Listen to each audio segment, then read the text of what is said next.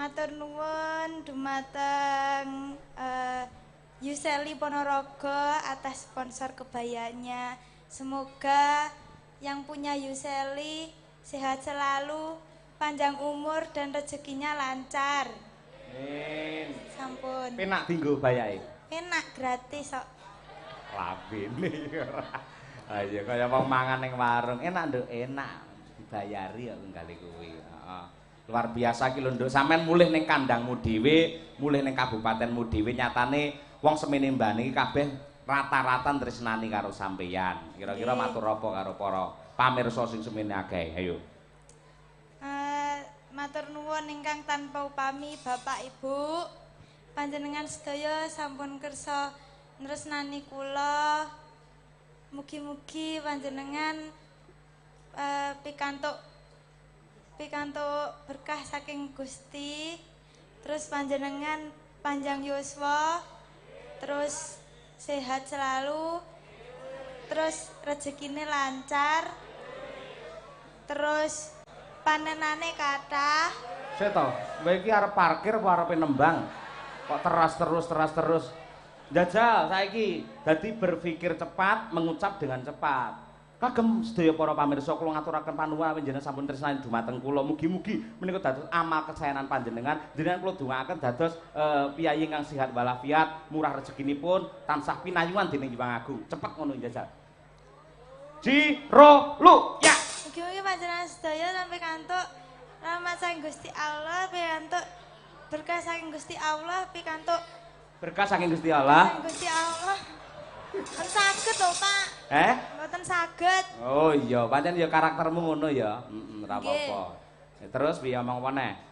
Terus nggih sampun. Ayo. Terus matur nuwun dumateng bapak-bapak panitia, Bapak napa nggih? Bapak Eko wau nggih. Bapak Eko wau nggih, Pak Eko. Terus Pak Lurah. Pak Lurah, Pak Kades. Lurah karo Kades iki padha. Oh, saya. Kowe iku tak kueplak kowe iku ora. Pak Lurah, Pak Dan Ramil, Pak Polisi. Heeh. Bapakku. Sapa? Pak Wiji. Wiji sapa? Wiji tikus. Rawuh rene to? Nggih. Oh iya. Pangestoni kula, Pak. Oh, ya nadyan kaya ngapa lan kepiye saiki lek sampean wis mulai naik daun. Aku yang ngerti sampeyan wis dadi bintang tamu sing nyupiri pakmu ya. Nggih. Mula aja mentolo-mentolo karo bapak. Mosok aduh teko Kebumen pakmu gur kok 50 iki karepmu piye? Pakmu cerita karo aku. Jenengan nyupiri Umi to, Pak Wiji? Nggih. Mboten mobil. Nggih, kula mboten ing Ponorogo ngampili teng Solo lajeng bablas teng Kebumen. Jenengan nggih sangoni? Nggih. Pinten? 50. Ojo tegel-tegel karo bapak yo. Mboten lho, Pak. Lah niki wau pun nyuwun arta kula lho, Bapak. Nyuwun arta kula melih. Nyuwun sangu tumbas graji. Lah nggih apa? Bapak kula kan sakniki hobine usung kayu, golek kayu ten Ngalas. Oh, alah. Jane pun kula kandhani, "Pak, sampean ki wis tuwek, ora usah golek kayu ning Ngalas." Kula ngoten. Terus, "Lah piye? Engko nek gas larang adewe wis ora tuku gas." Ngoten kok. Oh iya. Ning kamar mandi mburimu wis dandani ya? Dereng. Mbok mosok sinden kondang. Sampeyan iki sinden kondang, sinden viral ning YouTube kabeh do ngerti. Kamar mandi iso tutupi nggae kebo lho. Mubeng kebo tulisane semen Gresik barang ora.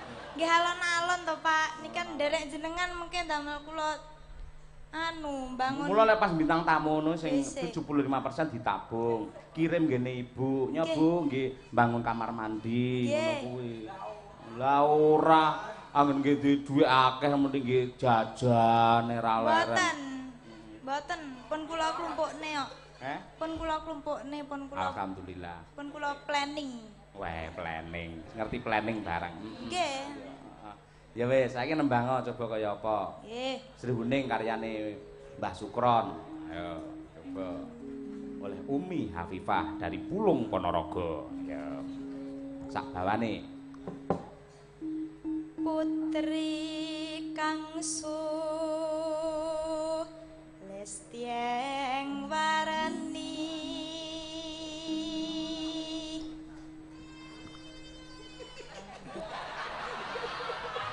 Kayak kaya apik men to kae.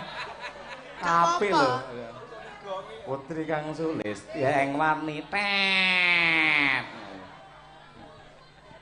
Ayo, cah cilik-cilik sing mari gayeng iki kae, men. Srihuning Mas Tika Tuban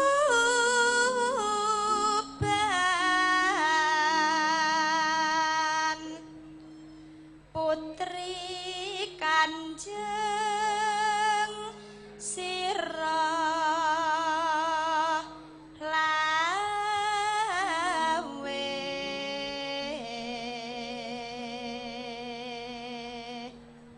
Pakmu iki mang karo bukmu apa dhewe rene? Kalih ibu. Karo adikmu barang. Nggih, sak keluargi, Pak. Masmu ya melu. Nggih. Ngono ki sesukno aja eman-eman, aja cedel-cedel. Pake sangoni sak yuta. Waduh. Ibuke sak yuta, mase karo tengah yuta. Ngono kuwi. Ora lokak malah saya kebak kowe engko. Kebak utang maksudnya iku. Utang jenengan. Ha iya to. Heeh, ora apa-apa. Dukpang. Kok dukpang ya? Oh, jenengan iki ampun ngredoni. Lah iya sing kok pikir iki panggah sopire bapak iso 50 gitu ora. Drok perang. Ayo.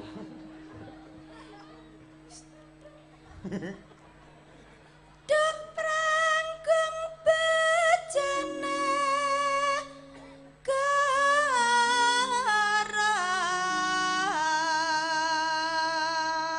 Nunenu Bebela wirat maya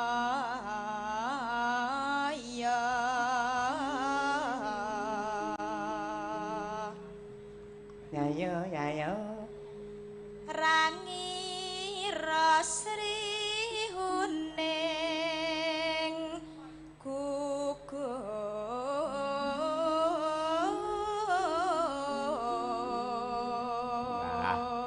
wis pinter nyengkok saiki.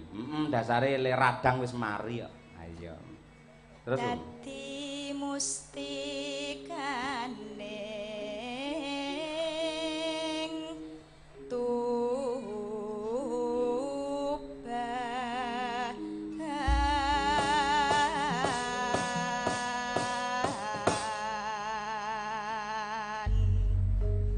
wis mari le gerak ya Om ya. Alhamdulillah sampun, Pak. Pirang dina kowe sampean gerak ngono suaramu entek.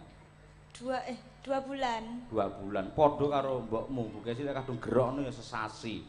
Mula kuwi janjane lak buncimu nyambut gawe lak gulu. Swara to. Nggih. Lah iku kudu dijaga. Sepira to angele nyirik panganane sepira. Gulu ki gen awet, gulu ki gen kuat. Siji kowe aja ngombe es. Nggih. Es apa wae aja diombe. Loro aja ngemut panganan sing ngemut lenga. Mudeng. Nggih. Siji aja ngombe es, loro aja mangan panganan sing ngemut lenga. Entuk ngemut ning liyane lenga. Contone. Lali ngene malah enak, permen sing isis-isis ngene Mas Taslim kae enak kuwi ngono kuwi. Nggih. Entuk ngemut ning liyane lenga. Ayo. Nggih. Bocah sik semono ora ngerti apa-apa. Sing ngomong sapa? Kuwi apa-apa malah mudeng kok bocah kuwi. Gai? Iya. Ya diaturake ya Sri Huning Mustika Tuban. Mangga Umi Hafifah. Sri Huning Mustika Tuban laku tresna ben sabaya mati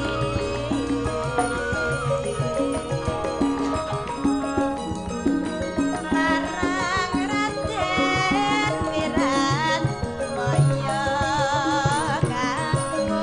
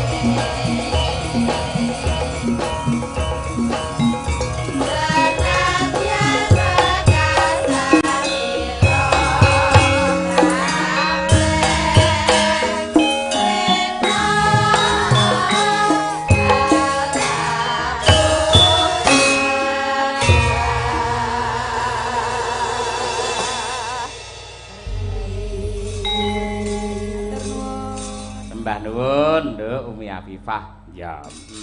Nyuwun pelokipun Mas Daryanto. Ya iki didhawuhi karo panitia mligine Pak Lurah supaya mensaya regeng, mensaya gumyak ana bintang tamune. Adhiku wadon ya kuwi Mbak Elisa Orcarus Alaso. Oh iya. Sing bakale arepe tampil di Mata Najwa ning Tempuk akhire ra iso. Ayo. Ayo. Mengko genti wektu mbok menawa iso meneh. Amin. Yo men saya gumyak, men saya gayeng Mbak Lisa. Mang jumeneng. Bareng yo. Nangis sajroning atiku.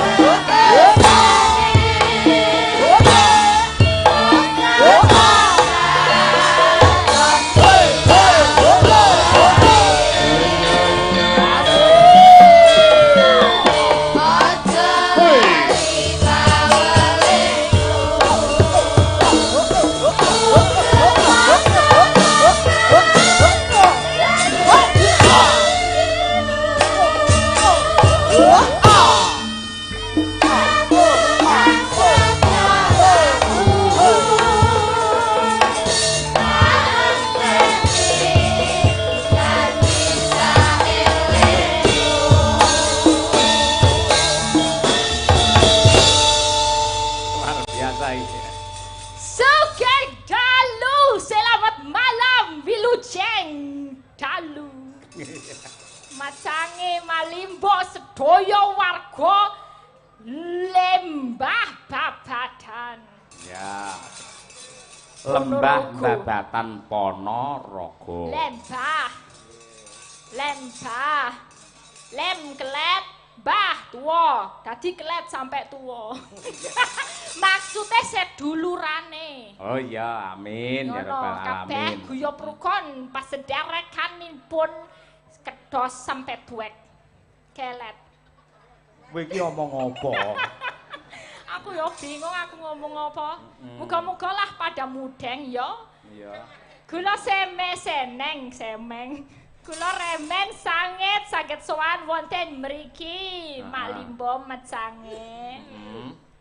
Kok heeh ta? Lah yo mergane apa kok seneng? Ya seneng aku kok ya akeh banget ya ning Ponorogo ditimbola-timboli. Iya. Timbola-timboli. Maksudnya bola bali ditimbali. Oh iya. Saiki neng kene esuk tanggal 14 neng Kemiri jenangan ya karo sampean. Kemiri jauh enggak dari sini? Hah? Jauh enggak? Tapi mboten Pak, jenangan ki mriki Pak. Mboten. Oh mboten. Berarti sesuk nonton malih Dek Sedaya. Seneng aku. Kadang aku seneng banget yo tak gawe pantun sithik-sithik. Sithik-sithik ora setetek-setetek. Ya, itu maksudku. Simbah golek tebah. Masyarakat Lembah pinaringan berkah. Amin. Simbah dahar bubur masyarakat Lembah pinaringan adil makmur. Amin. Simbah tuku poki-poki. Ngerti ra poki-poki? Wong tuwek tuku Panganane wong poki-poki. nom-enom iku. Simbah tuku poki-poki, masyarakat Lembah pinaringan kathah rejeki. Amin. Wes ta, aku iki kan nek sinden majeng wonten ngajengan niku biasane ndongakaken. Niku kula pun ndongakaken nganggo pantun. Oh iya. Aku ora ngepek lho. Ora ngepek. Aku yo ora ngepek, ora. Kamu ngepek, kamu pakai tablet. Iya, tablet lah Dumeh nggih tombo anyar. watu oh ya ora. Dumeh anyar. Aku baru ngene iki beli. spontan ya iso lho, Sa. Hah? Spontan ya iso. Iso coba? Hari Selasa mandi di kali. Hari Selasa, cakep. Oh, Elisa cantik sekali. Ya. Iso, cerdas tetepan. Ada layang warnanya merah. Terus Padalang. apa? Nggak jadi ah. Aku ya iso parian. Elah, nopo? Alah. Ibu Aku ya iso parian. Nopo ya? Iso rungokno sik. Nggih. Tuku kerdus, diwadahi tampah. Terus Bojoku bagus. Njaluk ditumpah. iya. Ampun Bu. Aku nggak bermaksud loh, iki pokoknya mong gujengan, mong bercondo. Oh iya. Bercanda, guyon. Guyon. maksudnya ora. Pokoknya sing penting ono layang warnane ungu. Hah? Ono layang warnane ungu. Terus Pedalang, apa? aku padamu.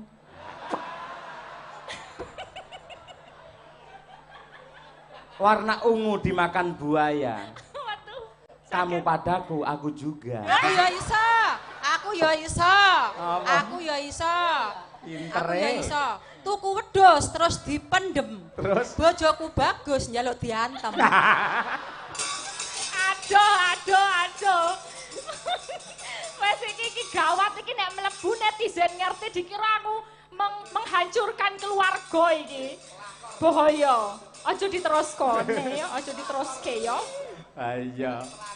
Terus ngono kuwi kok pancen gayenge lek ngono kuwi Mbak Elisa. Iya pancen e. Lek petuk ngomongan serius ngono kuwi ya piye. Ya Dadi piye? kudu gojek-gojek ngene iki, Ya gojlok-gojlokan ngene iki ora apa-apa. Penonton seneng kok, seneng kabeh. Pancen ya kaya ngono. Nggih. Iki dalam rangka bersih desa, gandeng panjenengan kuwi lak nuwun sewu, calon utawa kandidat doktor. Menurut pengamatan panjenengan, Nggih. analisis panjenengan bersih desa kuwi apa? Kok iso ngantiri Palungguhan iki tetep lestari, diuri-uri dilestarekake karo warga masyarakat ing Nah. sak pulo Jawa mligine. Ayo. Nah, iku sing aku seneng terutama mergo bersih desa aku kan ditanggap terus. Jelas kuwi, heeh. Iya, versi desa iku aku senenge karena merukunkan masyarakat. Nek Ya. biasane apa meneh zaman sekarang, masyarakat itu kan kerjaannya semakin beragam. Nek biyen tani kabeh ya tani karo dogong. Dodolan iku lho. Heeh, dagang dogong. Iya.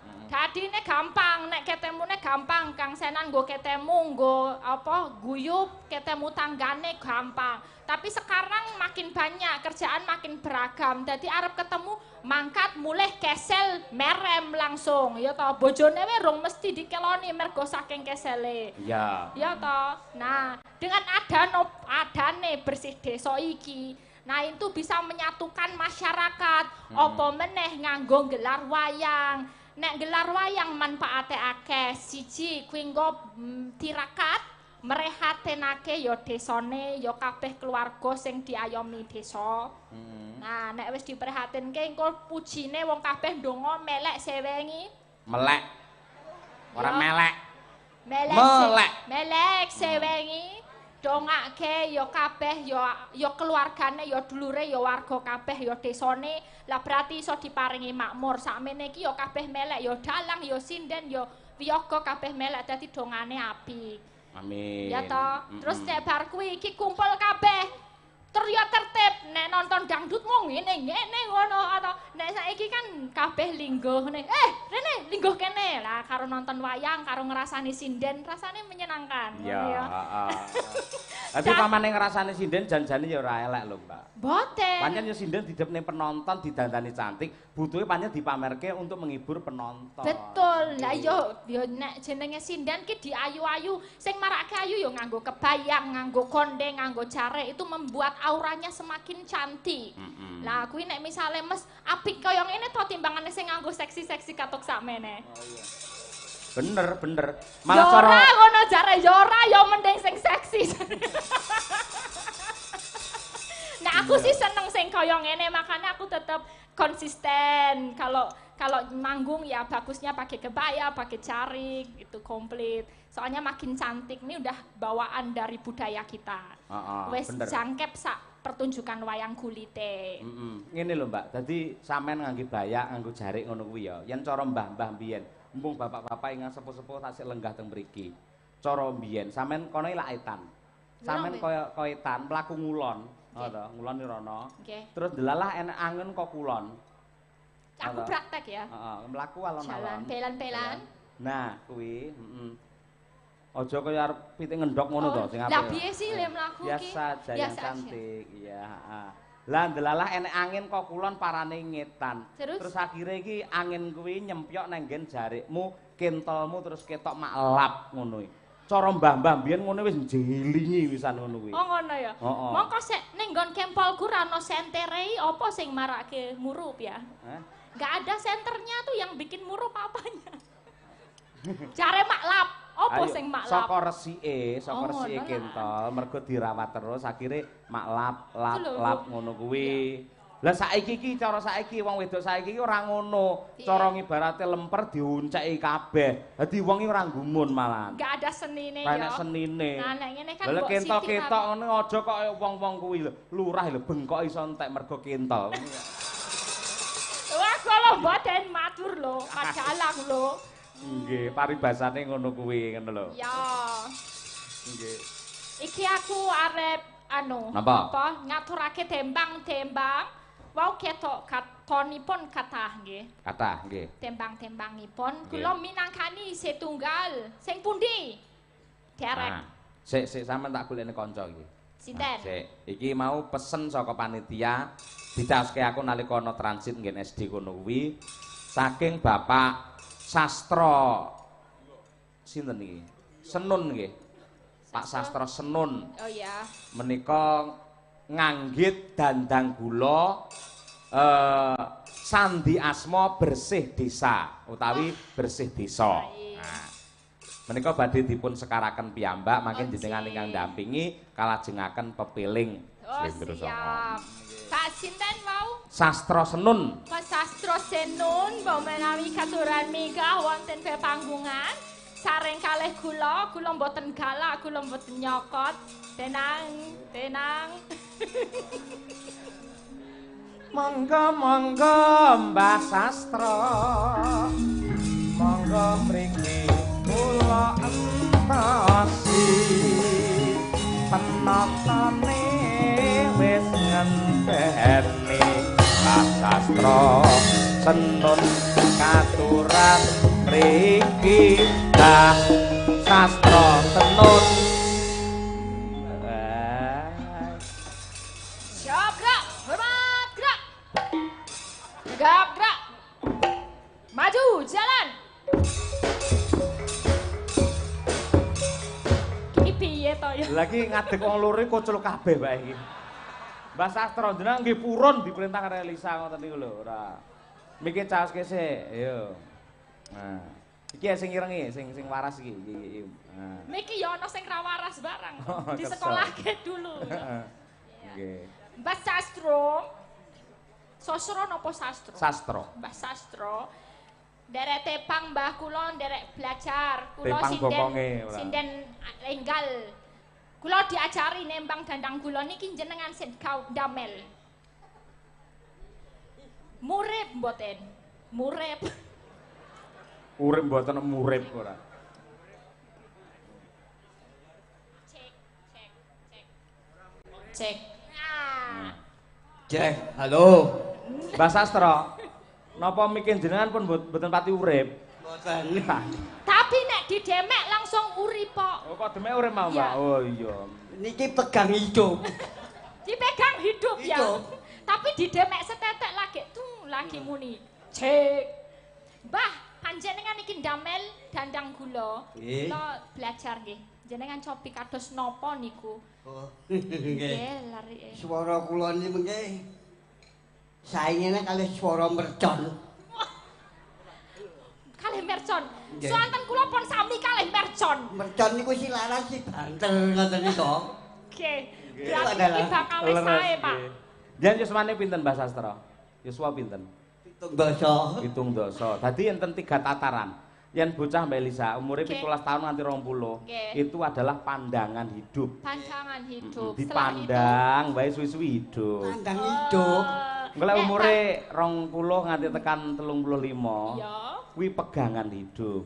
pegangan. Jadi ra mung dipandang. Iya, Hmm. tutuk. Lek ora dipegang ra iso hidup ngono lho. ngono. Nek lek 70 ngene iki perjuangan hidup. Perjuangan. Lek ora diperjuangne ra iso hidup ya. Kula perjuangkan panjenengan nggih, Mbah. Nggih. Cobi, Mbah. Ampun sesek, Nggih. Mbah. Kula radi menjauh mawon. Gendeng niku saged gendeng lho, Mbak. Gendeng sakit gendeng. Nggih. Mboten namun gendeng, dalange nggih gendeng. Si Kula gendeng. nggih gendeng. Ya ki melok gendeng. Siji gendenge sing muni mboten gendinge. Oh, ngeten nggih, nggih. Nggih. Nggih. Monggo memang anu Wah niki. Apik urupe mau nek kula terus. Oh, ngoten nggih. Napa kula sik Mbak Elisa, sing- menembangkan, Mbah? Kula Jenengan sing nembangke. nuduhke B terus Dek. Napa ngoten lho. Ngoten to? Nggih. B nggih. Oke. Kula napa panjenengan? Pingsut. Iki lak sandi asma bersih Bersih desa. desa. B iki apa? Ingkang inggil tiambek B.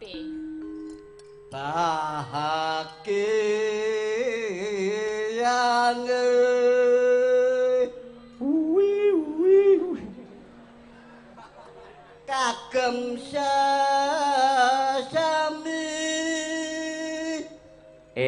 Bahagiane kagem sesami. muta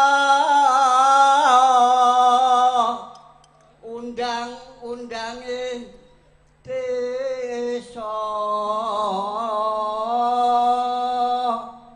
Oh, bahagiane nek di emu to. Hmm. Oh, dudu. Emu to undang-undange desa. R resik ati lelah kune R resik ati lelakune. S sampun tukar lan patu I iku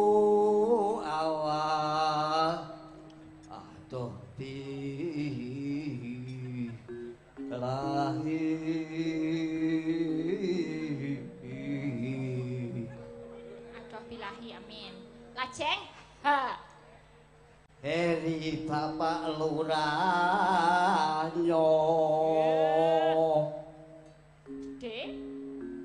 Desa Lembah Maju Mle Desa Lembah Maju. Lajeng Elingo jroning makarya Elingo. Waduh. Ngene ku nganu nggih. Ngaten niku cengkok. Nggih. Lajeng bar napa niku? S. syukuran ngagem pidalang cahya kuntadi. Jenengan apal moko teng YouTube jeneng kula Eko Kuntadi kae. Di bawah dhewe napa niku? Oh.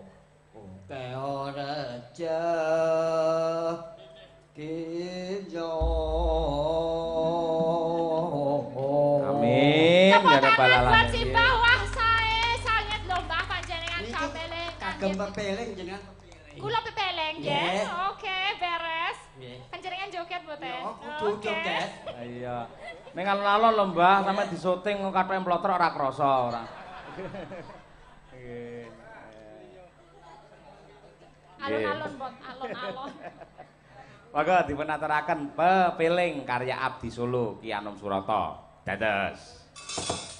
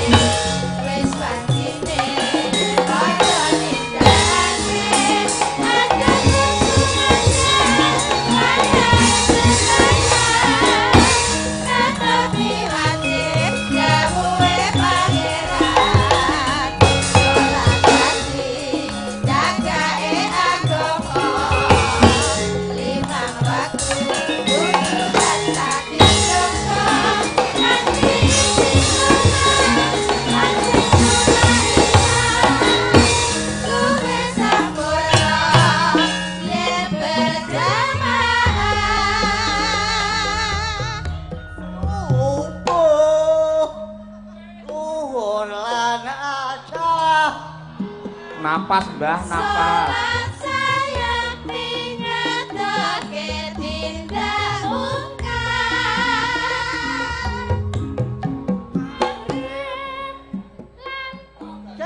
Cangkepe Semangat juga. Prayogan misi papasolan iku perintah agama Keling kaca ego sambung sajero Kapulan jelas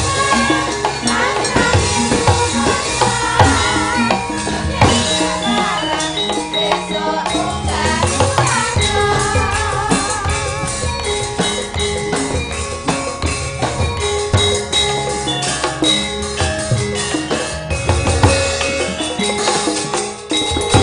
Waduh, elak. Matur nuwun nggih, Mbah. Mangan karo dawa-dawa, Mbah Susro muga-muga panjang yuswa. Apa nangis to, Mbah? Nggih, matur sembah. Tondo Trisno Mbak Elisa mangcaos Mbah Sastro nggih. Tondo Tresno menika saking Pak Cahyo Nggih, Kuntadi. nggih. Menika simbah. Nggih, Berkah sami-sami. katur simbah nggih. Nggih. Catetane ceblok Mbah, catetane. Catetanipun, Mbah. Nggih, benjang nggih pentas meleh nggih, Mbah. Lho piye Mbak, Piyai Ponorogo nyeni-nyeni lho. Nyeni-nyeni lho. Sedaya sakit sae mbok 70 tahun tapi semangatnya timur. Ayo. Tetep muda, jiwa muda. Wah, jogete ya cara Petruk ngene-ngene lah. Lah aku mah ya ngene-ngene cara Bago. Iya, heeh, apa-apa iso apa-apa apik kaya ngono Iya. kuwi. Lan delalah ki mau pamundhut ki mau ya dikersake karo saking Mbah No Kulit. Wah iki. Petung Rejo Nguntara Nadi. Ya, gending pepiling kagem Ki Cahya, Mbah Trima, Pak Guru Prayit, Mbah Sariman kalian Mas Saiful. Wah iya. Mbah No Kulit iki. Iki elok iki Piyai penggemar wayang luar biasa. Ya. Sampun dipun aturaken. Nggih. Ya saiki sampean gandeng karo Mbak Diajeng Chandra Mulya. Mbak Diajeng. Coba kaya apa? Iki sing Tayoita. delalah panjenengane longgar iso gabung kalih Madangkara. Ya coba. Iki ana pamundhut sing ngersakake ya kuwi Caping Gunung Jengleng. Nah, iki. Dasare manten anyar iki kulino jengleng iki.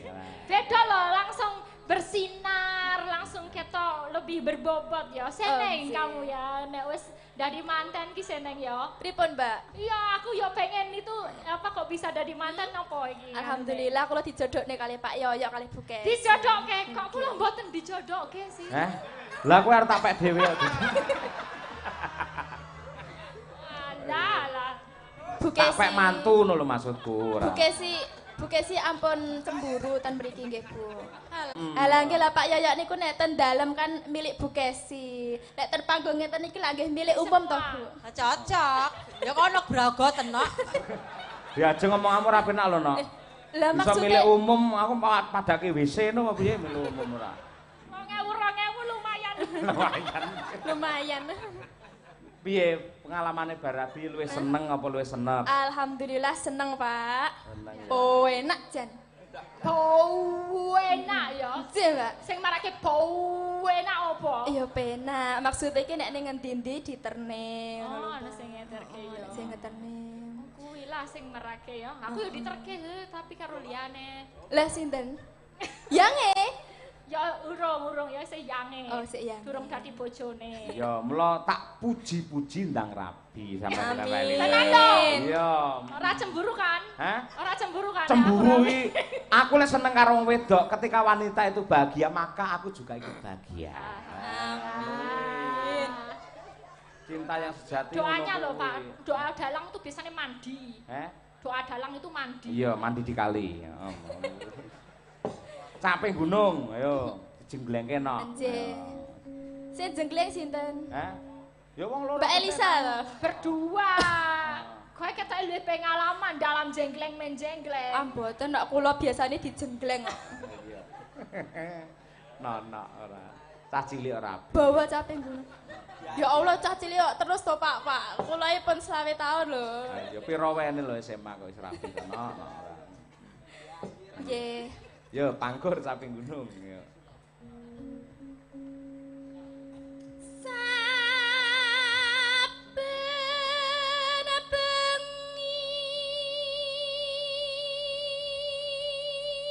Ya rokok.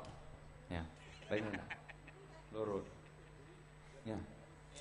Karo Oleh Doren ah. dulur Sinarawati. Dalang ki yo tanggap yo, nek sama gitu-gitu tahu, soalnya ngerejekeni. Anjir. Ayo. Lah wong niku pesugihannya Pak Yoyo iki. Hei, abemu ora. Maksudnya sing anu ngono lho, sing menarik Tapi ya, penonton sorry, juga sorry. itu juga. Sorry, mau Pak Yoyo menjaluk dipiceti kan? Hah? Dipiceti Nggih. karo Alah, gitu. nggih. Bahasan aku lewat. Trimo gawake dingklekku. Napa nggih? Walala. Ayo, aku dikalahke karo Ndurin. Apa Dikalahke. dingklik Elisa karo mejeti aku ora. Iya. Sok aja ngono lho, Ren. Ya. Kowe nganti kowe mejeti aku ora gelem kok aja takon dosa. Tak shotke ngono dadi serigala kowe ora. Ayo. Yo. Sapinten Kang Dar? Wah, Kang Der. Nyawang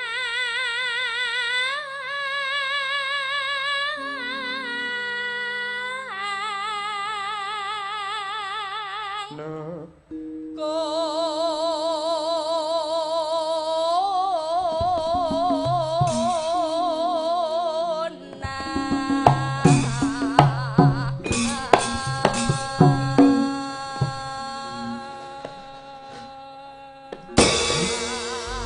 Iki sapa sing dijengkleng ya? Cange apa aku? Awakmu aku sorry latah aku mau. Latah sorry. Kamu? Oh, kamu aja yang dijengleng. Ya udah. Iya. Kamu nggak apa-apa sih, demi kamu aku nggak apa-apa. Ya, jangan gitu, aku mohon maaf, aku nggak tahu nih tadi. Beneran? Sekarang Iya. aku apa kamu? Kamu Soalnya di- kalau bareng itu agak susah. Malah enak bareng itu, gimana sih? Berarti aku apa kamu? Kamu aja lah. Aku ya. Iya, kamu bawah aku atas, ya. Tapi aku nggak mau sendiri. Terus? Kalau cewek sendiri tuh nggak enak. Ayo Sul. Cocok. Sul. Cowok cewek ngono loh. Mau Kuwi wis omong jare. Iso bareng Lek mangke ora? dalu kula wani, Pak. Ayo, Ndang. Ayo Sul. Ayo Mas Sul. Pak Yoyo. Apa? Ugi niki wau wonten panyuwunan saking Mas Riki Putra ugi mirsani wau ngetek ten Instagram Iya. gitu. Ngersakne Loro Ati 2. Oh iya, siap. Sing nembang Mas Sulomo. Iya. Ayo toh, kita jenggleng bareng. Ayo Mas Sul. Biar Mbak Dia aja yang nembang, kita jenggleng. Iya. Ayo Kakak Beta.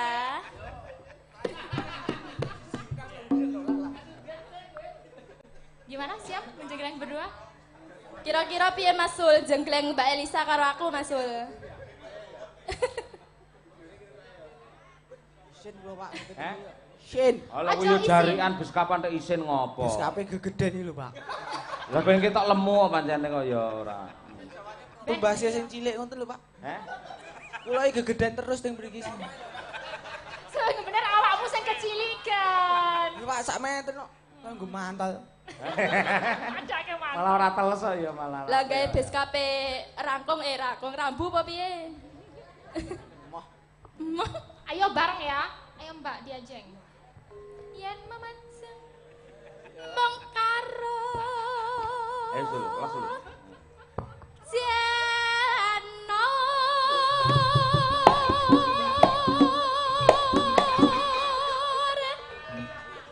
Kuning. Nah. Awas. Ayo Sul.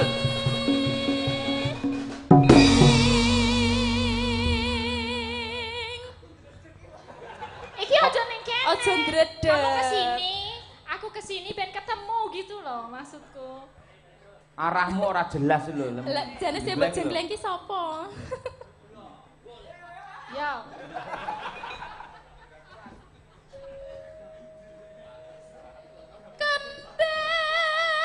Kembang wae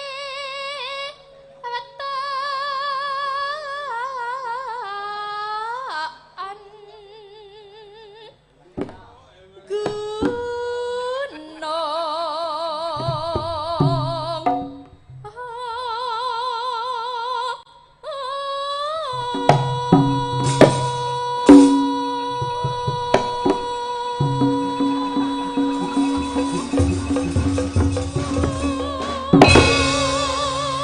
Ngono lho, Mas.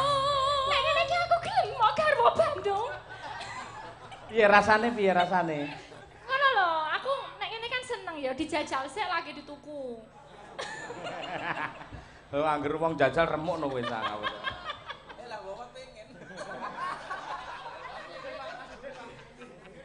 Piye, gimana perasaanmu? Biasa aja. Emang beda sih. Coba sama yang lebih berpengalaman. Kita era normal ya. Kapokmu kapan we? Ayo jajal, Mas. Pacita. Oh, katalah.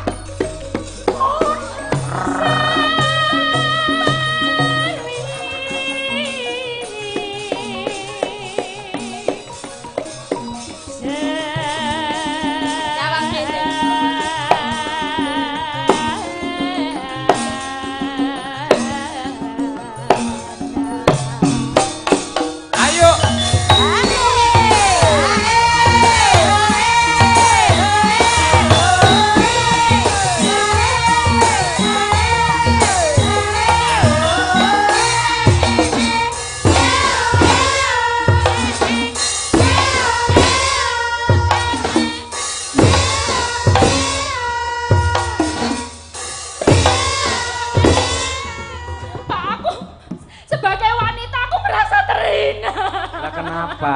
Ada apa? Iku lho wis tak cedhaki kaya ngopo aku kurang opo sih jadi wong wedok yo cantik yo aku yo sekolah tapi dia milih sama dia tuh gimana? Kowe ora ngerti, kuwi senenge padha lanange.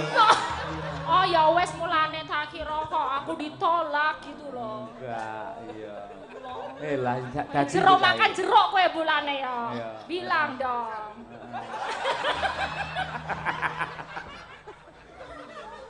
Isi gendeng tenan cah iki, Pak.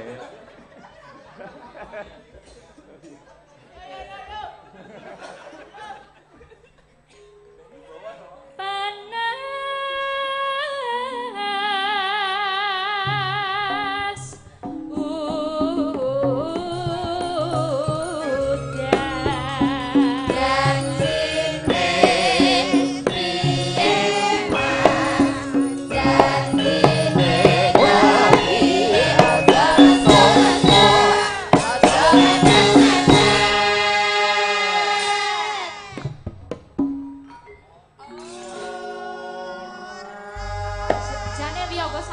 sing mbok sir sapa sih? Mas Udin. Gawat iki. Gawat, gawat. Padha lanange seneng ngene rabimu ning Australia piye kok? Angel, angel.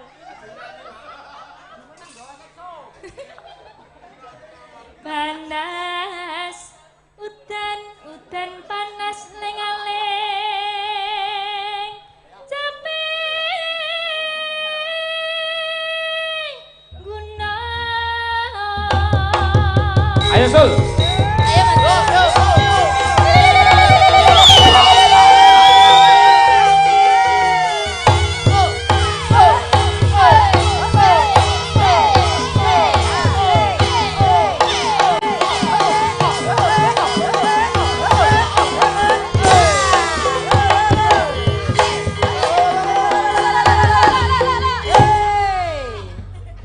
Kenapa?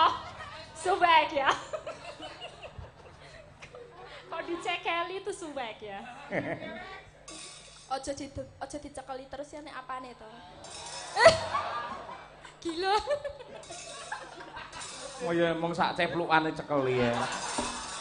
Ngowe ce lho Mas Sul. Terima ora?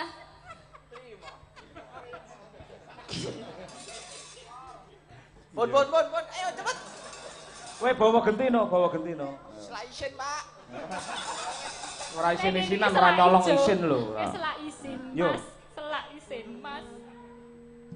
Nadyan wadon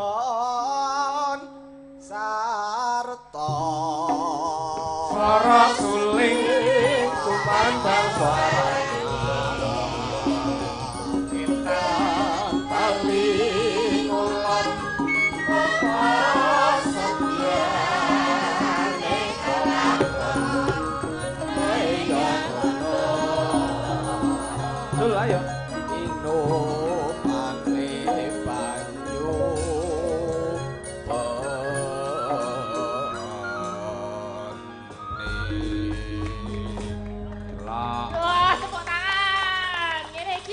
Rene sik sul. Nggih mancing liyane sing kendel-kendel. Nek gendel kan cair to. Ya. Iki mung tandha tresna ya. Heh sing ngongkon nyekel iki sapa? Cenanakan tangane lah. Ya, iki tandha tresna tok ya. Ya. Disembah dulu ya. Matur nuwun, Pak. Ya, wis ya, muga-muga dadi srana sampean saya sregep le nabu gamelan le dadi kenapa ya? Ya, ya. Kabeh mau kan matur nuwun. Ya, ya. Kapain Mas Udin? Wis tawane kancane ora pengen Mas Udin. Aja GR kuwi ya bayarane sesuk-esuk ya kuwi kok. Nah. Aku malah kok elekne aku. Makasih Mas Sulomo. Mas Sulomo Prasetyo. Wah iki. Gendel. Monggo langgamipun caping gunung berdua ya. Ya wis. Dek jaman berjuang jarak kelingan